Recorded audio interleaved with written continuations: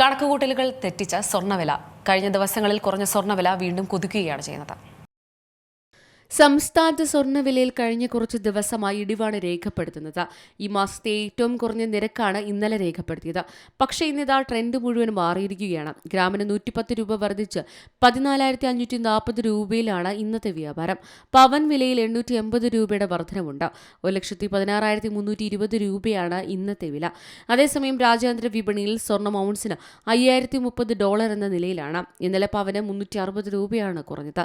ഒരു പവൻ സ്വർണ്ണത്തിന് 1,16,720 രൂപയായിരുന്നു ഇന്നലത്തെ വില.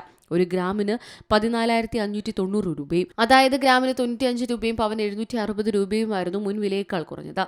ഈ മാസത്തിന്റെ തുടക്കത്തിൽ പവൻ വില 1.26 ലക്ഷം കടന്ന് റെക്കോർഡ് രേഖപ്പെടുത്തിയിരുന്നു. ഇവിടെ നിന്നാണ് വില കുത്തനെ താഴേക്ക് പോയത്. വെള്ളി വിലയിലും ഇന്നലെ കുറവായിരുന്നു രേഖപ്പെടുത്തിയത്. വെള്ളിവില ഗ്രാമിന് 279.9 രൂപയും കിലോഗ്രാമിന് 2,79,900 രൂപയുമായിരുന്നു വ്യാപാരം. അന്താരാഷ്ട്ര വിപണിയിലെ മാറ്റങ്ങളും രൂപയുടെ മൂല്യവും സ്വർണ്ണവിലയെ സ്വാധീനിക്കുന്നത്.